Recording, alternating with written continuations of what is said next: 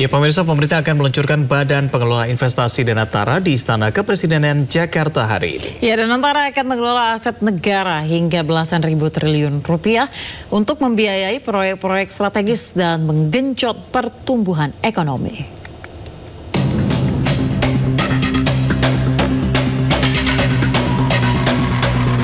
Presiden Prabowo Subianto akan meresmikan Badan Pengelola Investasi Daya Andakata Nusantara atau Danantara di Istana Kepresiden Jakarta hari ini.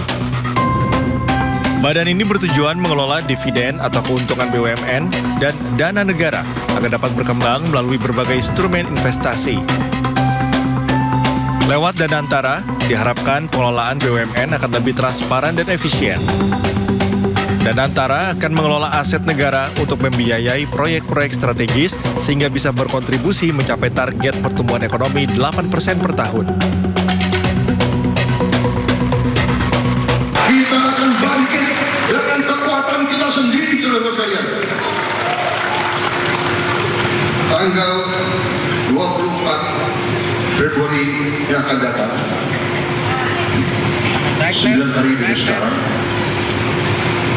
kita akan luncurkan dana investasi Indonesia yang saya beri nama Danantara, Daya Andakata Nusantara. Artinya kekuatan atau energi masa depan Indonesia.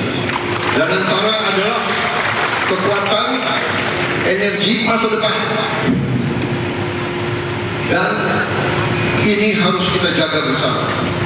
Karena itu saya minta semua presiden sebelum saya berkenan ikut menjadi pengawas di dana itu.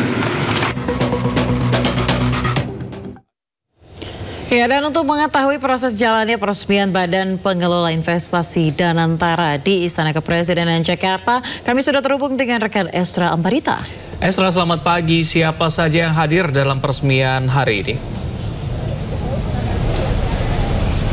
Ya, selamat pagi Reza dan juga pemirsa. Di tempat saya mengabarkan di Pilar Istana Kepresidenan Jakarta bahwa sejumlah tamu-tamu ini sudah mulai tampak memasuki ke arah dalam istana untuk tentunya hari ini agendanya adalah peluncuran dari BPI Danantara yang merupakan badan yang tentunya sudah disampaikan oleh Presiden Prabowo Subianto untuk mengoptimalkan pendapatan negara atau khususnya untuk menerbangkan Indonesia dari pendapatannya 5% menjadi 8%. Nah, kalau tokoh-tokoh yang tadi sudah kami lihat yang sudah datang sepertinya tampak melalui pemantauan kami, yakni dari Pandu Syarir yang merupakan seorang pengusaha yang ini juga namanya digadang-gadang menjadi salah satu pimpinan nantinya ketika berada di pusaran Danantara.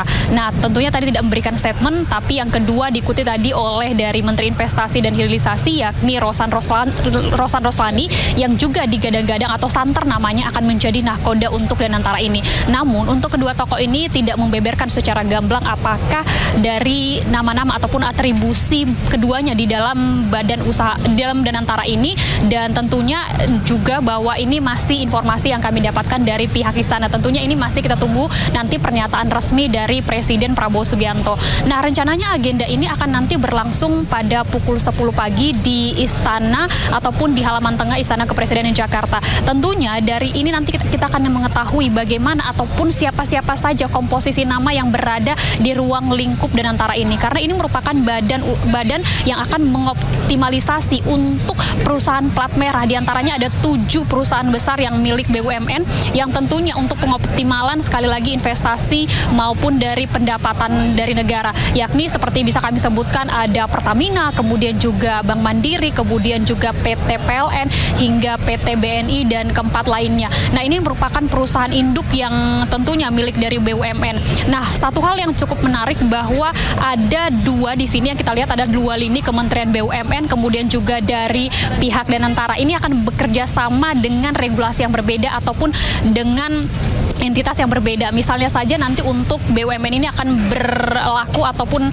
akan menjadi regulator, kemudian eksekutornya dalam hal ini adalah dari pihak Danantara. Nah, jika Aral tidak melintang, maka nanti setidaknya 3 nama yang digadang-gadang ini untuk menahkodai dari Danantara ini adalah yang pertama kami sebutkan, pertama Rosan Roslani, kemudian sekali lagi ada Doni Oskaria yang merupakan menjabat sebagai Wakil Menteri BUMN, kemudian juga Pandu Satria yang merupakan seorang pengusaha dan sekaligus merupakan keponakan dari Luhut Binsar Panjaitan. Nah, informasi juga yang kami terima bahwa hari ini kucuran dana yang pertama kali untuk diinvestasikan untuk Danantara ini setidaknya ini mencapai 358 miliar. Nah, ini tentunya kita akan tunggu informasinya karena ini berasal dari anggaran efisiensi atau kebijakan yang dilakukan oleh Presiden Prabowo Subianto sebelumnya. Sementara untuk dana yang dikelola ini mencapai 900 US dollar miliar, yang mana kalau dikonversikan ke rupiah, kalau di angka 16,358 rupiah, ini akan mencapai 14,715 triliun. Dana ini cukup besar. Nah, ini diyakini ataupun dalam optimisme Presiden Prabowo Subianto akan membuat Indonesia pendapatan ataupun investasinya semakin meningkat sehingga nanti tidak hanya pengoptimalan dari segi aset, namun sumber daya alamnya juga akan dikelola untuk kemajuan dari berbagai sektor maupun energi terbarukan ataupun berbagai sektor lainnya. Nantinya kita akan lihat bersama pemirsa Reza dan juga Ayah seperti apa peluncurannya, karena satu hal yang cukup menarik adalah siapa-siapa saja nanti yang akan berada di pusaran dari Danantara ini dan seperti apa nanti dari fungsi-fungsinya dan bagaimana kewenangannya. Demikian Reza, Ayah, kembali ke Anda. Baik, Esther, kita akan sama-sama nantikan seperti apa jalannya peluncuran dari BPI Danantara ini. Kita akan sama-sama melihat siapa saja nama-nama yang akan ada di struktur organisasi ini. Terima kasih, Esther, atas laporan Anda langsung dari Istana. Selamat bertugas kembali. Ya, pemirsa, kita ke informasi selanjutnya. Hari ini Presiden Prabowo akan meluncurkan Badan Pengelola Investasi Daya Anagata Nusantara atau BPI Danantara di Istana Kepresidenan Jakarta. 3 nama diisukan masuk dalam pimpinan badan tersebut, termasuk Pandu Syahrir yang santer akan dijadikan salah satu pos Danantara.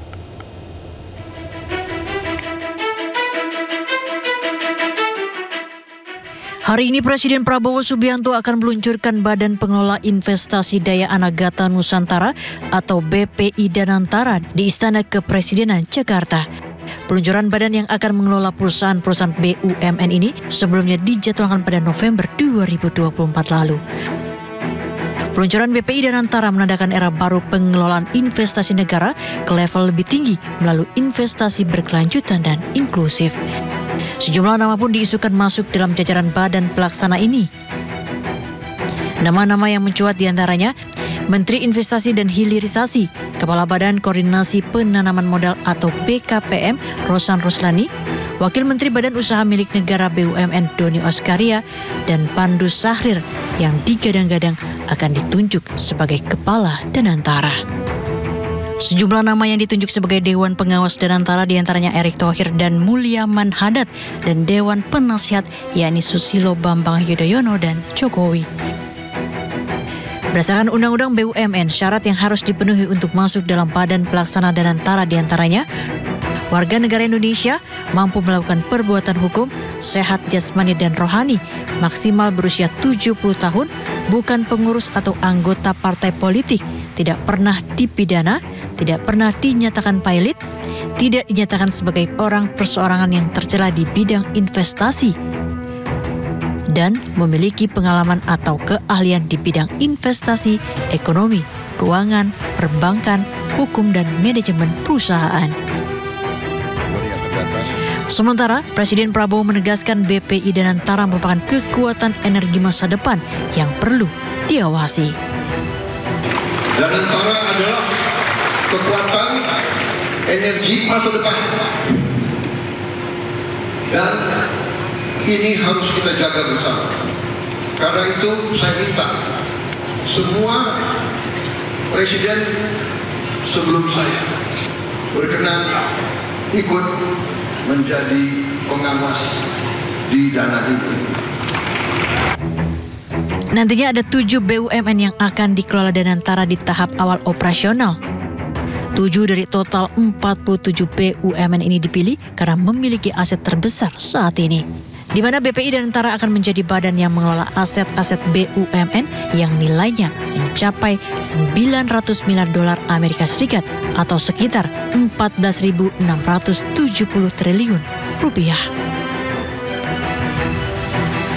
Tim Liputan iNews melaporkan.